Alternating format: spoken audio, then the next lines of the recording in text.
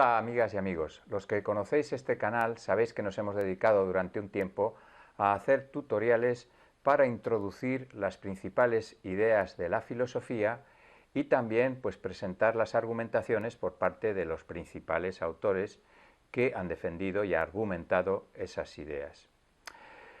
Ahora quería dar paso a otro tipo de tutoriales, menos ligados a lo académico, más libres, es decir, más filosóficos. Filosofar no es otra cosa que pensar en libertad. Eso sí, procurando al máximo posible respetar las leyes o los principios de la lógica, los principios lógicos. Estos principios no son, digamos, una especie de adorno o algo prescindible o algo, digamos, superficial. No son un capricho, son la base de la coherencia. Y la coherencia es la base de la comprensión de los discursos, que sean comprensibles. También la base de la racionalidad, que sean racionales y razonables. Y por lo tanto también la base de un diálogo productivo, un diálogo en donde los interlocutores no respetan las leyes de la lógica, de la coherencia, es absolutamente inútil. Solo sirve para engañar o para autoengañarse. Bien, he dicho lo máximo posible, ¿verdad? ¿Por qué esa limitación? No es una limitación que a mí me guste, es una limitación de la condición humana, porque resulta que los principios lógicos, junto con los principios éticos, son los más invocados en los discursos humanos, pero también los que con más frecuencia se traicionan. Bueno, voy a comenzar este tipo de tutoriales nada más y nada menos que con Hegel. Hegel es un autor complejo, de difícil lectura, incluso también de difícil comprensión a veces, ¿no?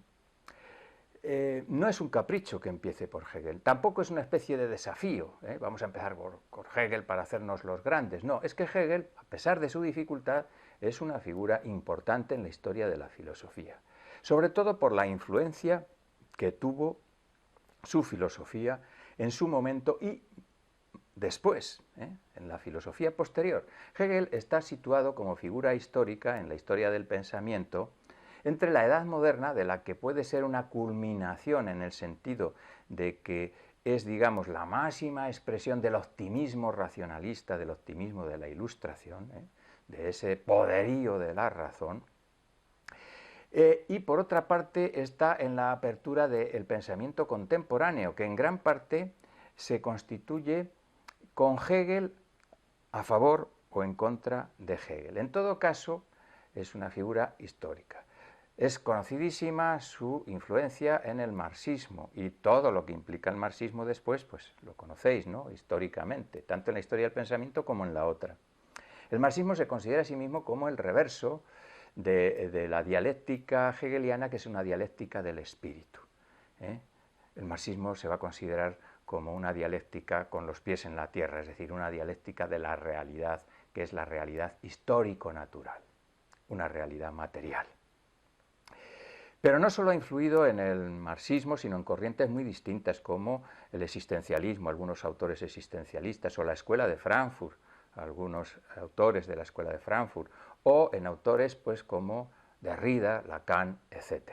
Por otra parte, la magnitud de su influencia se ve también en que términos muy importantes para la filosofía, como son dialéctica, como son contradicción, como es alienación, o palabras de vieja estirpe, como libertad, o como razón, o como idea, pues a partir de Hegel tienen una significación que nos obliga a hacer referencia a Hegel cuando hablemos de ellas. De hecho, cogéis un diccionario, buscáis estas palabras y siempre aparecerá Hegel, en un diccionario de filosofía, por supuesto.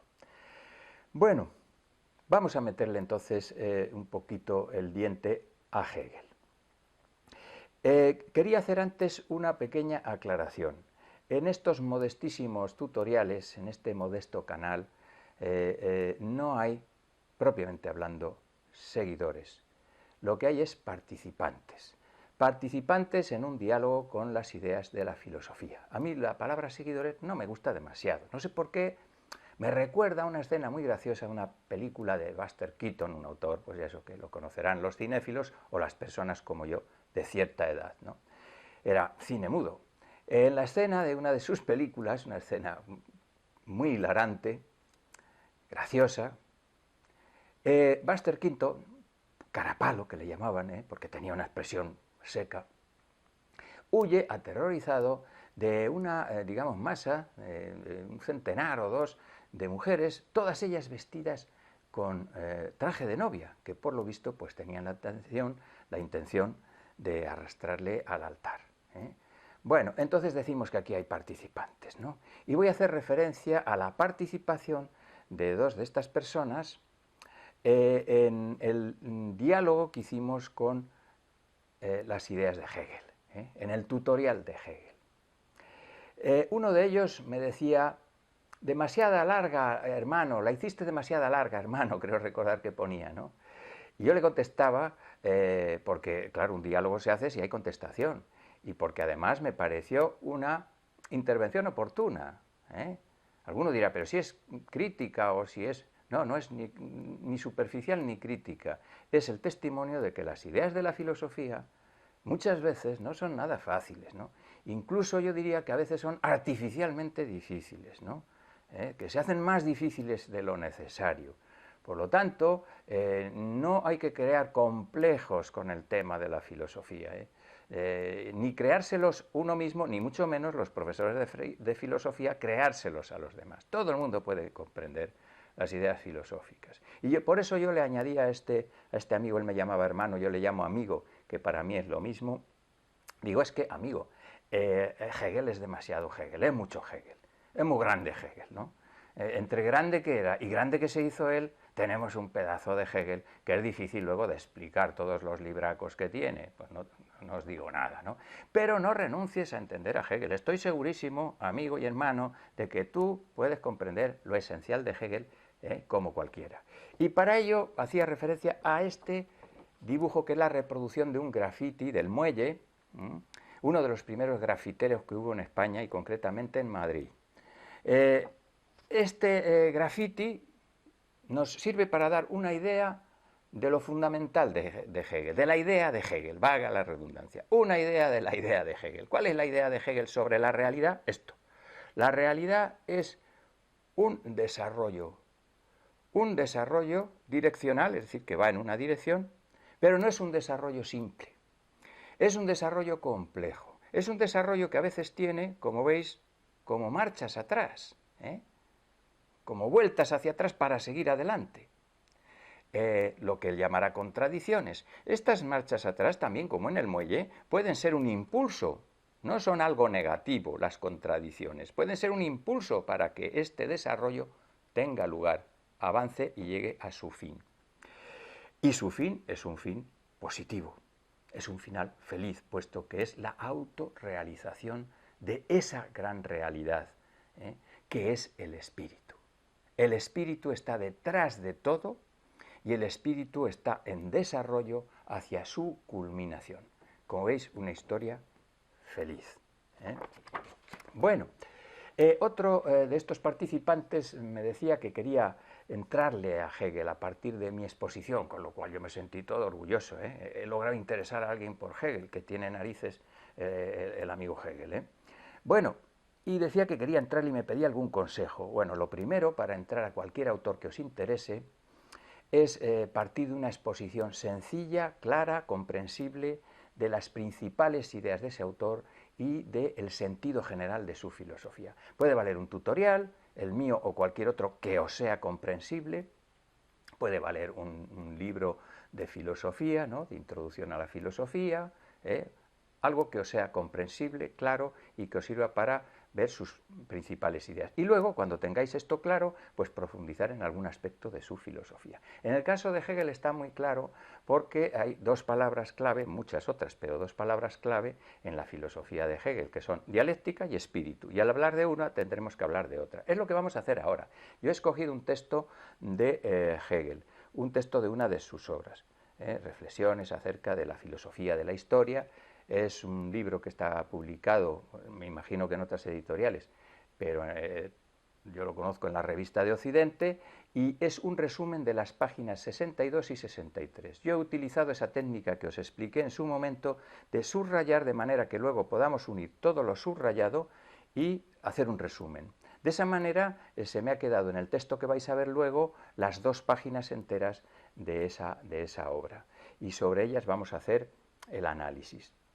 En ese análisis van a aparecer, en primer lugar, las características principales del espíritu en Hegel. ¿eh? ¿Qué es el espíritu para Hegel? Ya hemos dicho que el espíritu para Hegel es la base de toda la realidad, lo es todo. Y luego vamos a ver algunos de sus, digamos, conceptos asociados a estas ideas filosóficas, ¿no? De lo que es la realidad, como puede ser pues dialéctica, el concepto de libertad, el concepto de alienación, unido al de libertad, claro, porque es su negación, y también pues el de autoconciencia, por ejemplo, conceptos muy importantes. Si no recordáis lo que dijimos de Hegel en su momento, si no tenéis mucha idea de lo que dijo Hegel, aparte de lo que estoy diciendo yo ahora, solamente voy a recordar 3 de sus frases. Recordad que en el tutorial explicábamos 5 frases, voy a recordar 3 de ellas. La otra ha aparecido ya de alguna manera, ¿no? Es la dialéctica del espíritu. Dice Hegel en esas frases: todo lo real es racional. Es decir, Hegel es de un optimismo racionalista impresionante, ¿no? Todo es, por lo tanto, comprensible, porque todo tiene una razón detrás de ella, todo tiene una idea detrás de ella. Solo lo espiritual es lo real, dice Hegel. ¿Y qué quiere decir con esto? ¿Que solo hay espíritus? No, no es exactamente eso. Lo que quiere decir es que detrás de todo lo real hay algo espiritual. ¿Por qué? Porque hay una idea, porque hay una razón. Y si hay una idea, hay una razón, tiene que haber algo espiritual que produzca esa idea, que esté detrás de esa idea. ¿Veis entonces el sentido que tiene en Hegel esa frase? Y finalmente, lo verdadero es el todo, dice Hegel. ¿Y qué significa? Pues que podemos comprenderlo todo, sí, pero si lo integramos en este movimiento, en el movimiento dialéctico. Es decir, todo tiene un sentido, quiere decir Hegel, si contemplamos todo el desarrollo de la realidad. Y Hegel cree que nada más y nada menos su filosofía puede hacer esto. Como veis, no se queda corto en absoluto. Por lo tanto, vamos a meterle mano, vamos a hincarle el diente a este texto de Hegel y ver que con un poquito de esfuerzo y con un poquito de tener las claves principales se puede acometer esa tarea. Vamos a ello. El espíritu no es una cosa abstracta, no es una abstracción de la naturaleza humana, sino algo enteramente individual. Bueno, pues en esta frase ya tenemos la primera característica del espíritu. ¿Qué significa que no es una mera abstracción, sino algo individual? Lo mismo que si dijera es algo real, es decir, no es una creación de la mente que diríamos hoy, él dice de la naturaleza humana, de la razón, de la psique, sino algo que está fuera de la mente, no solo en la mente humana, una realidad. La primera característica, el espíritu es no solo una realidad, sino, como vamos a ver luego, la realidad por excelencia. Continuamos. El espíritu es activo, absolutamente vivo. En este caso, la característica siguiente es que es algo vivo, que no es inerte. Claro, el espíritu y la materia siempre han sido antagónicos, ¿no? Precisamente como lo vivo y lo que no tiene vida, ¿no? Espíritu, alma, originariamente ya en el pensamiento primitivo está asociado a lo que está vivo. Y eso significa también activo. Recordad que ya Aristóteles daba como característica del ser vivo el ser que se mueve a sí mismo, es decir, que tiene en sí mismo el principio de sus transformaciones, del movimiento. Por lo tanto, esta característica del espíritu como algo vivo es una derivación de lo anterior y una complementación. Es algo real y algo vivo. Vamos a ver en la frase siguiente qué manera de vivir tiene el espíritu. Leemos, es una conciencia, pero también su objeto. La existencia del espíritu consiste en tenerse a sí mismo por objeto. El espíritu es, pues, pensante. Aquí vemos ya la característica fundamental del espíritu. Es vivo, es real. ¿Y en qué consiste su ser? En el pensamiento. Recordad la frase famosa del racionalismo en Descartes, ¿no? ¿Qué soy yo? Soy un ser pensante. ¿Qué es el alma? Un ser pensante. ¿eh? Esa es su naturaleza. Pero, ¿en qué piensa el espíritu? ¿Qué es lo que el espíritu conoce a través del pensamiento? Pues vamos a verlo en las frases siguientes. El espíritu sabe, pero saber es tener conciencia de un objeto racional. El espíritu solo tiene conciencia de sí mismo. Solo sé de un objeto por cuanto en él sé también de mí mismo. Yo sé de mi objeto y sé de mí. Ambas cosas son inseparables. Es decir, mediante el pensamiento el espíritu conoce. ¿Y qué conoce? Conoce precisamente todo lo espiritual. Conoce todo lo racional, que es todo lo que es cognoscible, porque si algo es irracional, a ver cómo diablos lo conocemos, ¿verdad? Esto parece bastante lógico.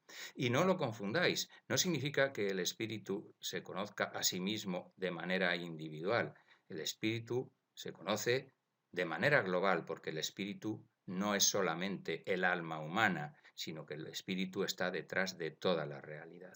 Recordad las frases que decíamos en el tutorial sobre Hegel. Para Hegel, todo lo real es racional y solo lo racional es real. Por lo tanto, el espíritu lo conoce todo, todo lo real. Tiene la capacidad de conocerlo todo.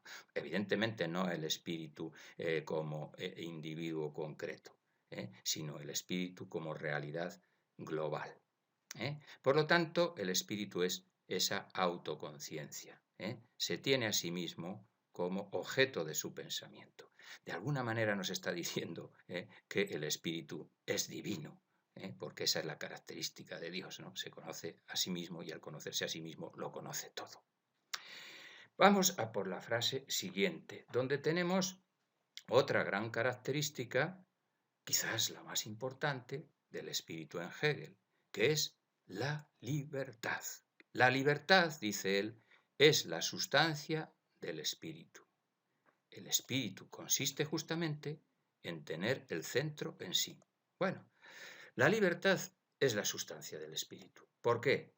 Porque está asociada al pensamiento. ¿Y por qué está asociada al pensamiento? Porque el pensamiento, como acabamos de explicar, tiene el centro en sí mismo, no depende de ninguna realidad exterior. Todo lo que necesita, que es el conocimiento, lo tiene en sí mismo. Por lo tanto, es la cosa, la realidad más libre, porque tiene ninguna dependencia de otras cosas. Es la más independiente, la más libre, la que se realiza sin necesidad de ninguna ayuda ajena a ella. Vamos a ver más características del espíritu en este tercer párrafo. El espíritu es algo activo. La actividad es su esencia, su propio producto, y es así su comienzo y también su término. Bien, aquí es muy importante esto, ¿no? Es algo vivo, es algo activo, pero es algo que produce también su propio comienzo y su propio fin. Es un desarrollo. Aquí vamos a ver que empezamos a meternos en el terreno de la dialéctica.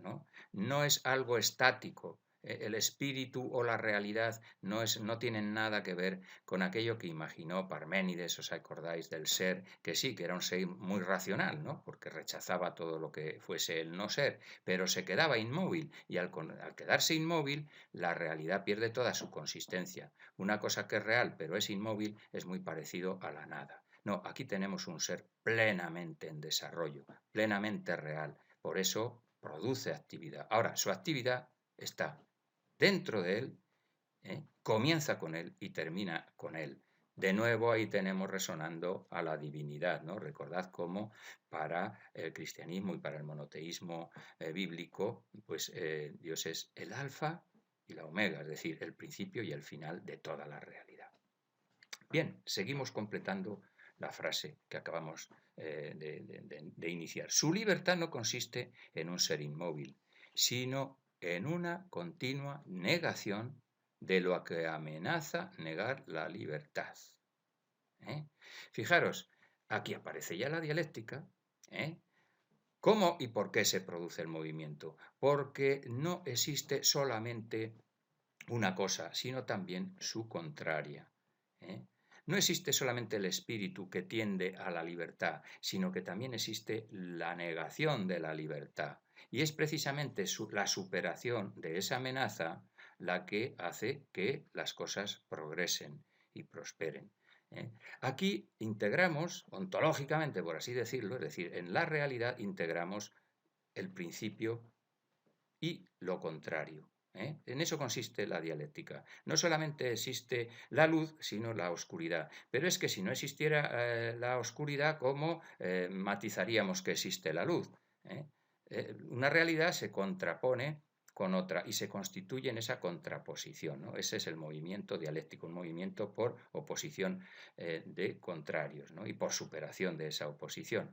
Yo pongo un ejemplo para que se entienda un poco chusco, pero bueno, igual puede ser también un poco humorístico y nos reímos un poco. Siempre me ha hecho gracia en las revistas estas de sociedad que llaman, o en los programas, cuando dicen que fulanito, un famoso, pero un famoso de estos que no han pegado un palo al agua desde que nacieron, ha cogido sus vacaciones y se ha ido, oye, pues a Marbella o a Ibiza. Y yo me pregunto, pero este individuo, ¿cómo va a coger vacaciones si no ha pegado un palo al agua en toda su puñetera vida? Ese individuo no ha cogido vacaciones. Las vacaciones para él no existen, puesto que no ha trabajado nunca. De la misma manera que no existen para aquel que ha trabajado toda su vida, ¿verdad? Por lo tanto, vemos que en la realidad una cosa exige también su contrario. Bien, vamos a por el otro párrafo que nos ha quedado aquí. La contraposición con las cosas naturales, es decir, materiales. Las cosas naturales no existen para sí mismas y por ello mismo no son libres. No son libres porque carecen de un movimiento autónomo, racional, autodeterminado. Las cosas naturales son, digamos, incapaces de resolver por ellas mismas su destino. Por lo tanto, no son libres. Como veis aquí, el concepto de libertad, que es uno de los grandes conceptos de toda la filosofía y de la filosofía hegeliana, está asociado a la racionalidad. Eres libre en la medida en que es la razón la que te guía y la que domina todo. La libertad sin la razón es una contradicción en términos, porque las cosas naturales no tienen razón y por eso no son libres ni pueden serlo. Solamente puede serlo aquel que tiene un uso de razón y no solamente tiene un uso de razón, cuidado, sino que la usa. Ya luego que la use bien, eso ya es para sobresaliente, ¿verdad? Bueno, vemos un concepto de la libertad completamente racionalista, que ya se inicia el racionalismo antropológico, pues se inicia con Sócrates, ¿no? Y que tiene una larga tradición en la filosofía, pero que aquí llega a su máximo. Bien, vamos a seguir con el último párrafo, donde va a aparecer otro concepto muy importante, que es el de alienación, concepto que complementa el de libertad. Y el de dialéctica. Si existe la libertad es porque existe también, digamos, el peligro de perderla. Que se lo digan a los estadounidenses el día en que asaltaron las hordas trumpistas el Congreso, ¿verdad? Existe el peligro de perder la libertad, amigos míos. ¿Y por qué existe ese peligro? Porque la razón no siempre logra vencer. A veces se aliena. Eso es lo que vamos a ver aquí. Dice en este párrafo, así todo se reduce a la conciencia que el espíritu tiene de sí propio, de sí mismo. Ya lo hemos explicado. Cuando el espíritu es autoconciencia, cuando sabe que su destino y su origen es la racionalidad. Es muy distinto que el espíritu sepa que es libre y se guíe por lo tanto por la razón, o que no lo sepa, pues si no lo sabe es esclavo y está contento con su esclavitud sin saber que ésta no es justa. Es decir, se aliena. Aliena es decir que depende de otros, por ejemplo, de algún líder idiota. Por ejemplo, es un pequeño ejemplo. Se aliena, se enajena, ya no se autodetermina, ya no se rige por los principios de la racionalidad. Por lo tanto, tampoco es justa, es porque lo justo es también lo racional. De nuevo nos encontramos aquí con el intelectualismo moral, ¿no? Lo racional es lo que nos hace ser buenas personas, el guiarnos por lo racional. Vale, creo que hemos dado, por lo tanto, las claves de este texto, de su comprensión, y que podríamos luego, pues, introducir, una vez que ya le hemos analizado y hemos demostrado que lo entendemos, podríamos introducir alguna crítica. Por ejemplo, la crítica que le hace Feuerbach, que es un miembro de la izquierda hegeliana. Feuerbach dice, a propósito de Hegel y de todos los idealistas, odio al idealismo que divorcia al hombre de la naturaleza. No me avergüenzo de depender de ella. Feuerbach ya está digamos, en la onda pues, de la ciencia biológica, ¿no? y de un pensamiento posterior a Hegel y contrario al hegelianismo, ¿no? Al idealismo hegeliano. ¿Por qué? Porque lo que hemos visto hasta ahora es que el protagonista de toda la filosofía hegeliana es exclusivamente el espíritu, el pensamiento, la razón, el desarrollo de la idea, como un Dios que se hace. Recordad que poníamos esa imagen. Espero que os ayude esta breve reflexión sobre un texto de Hegel.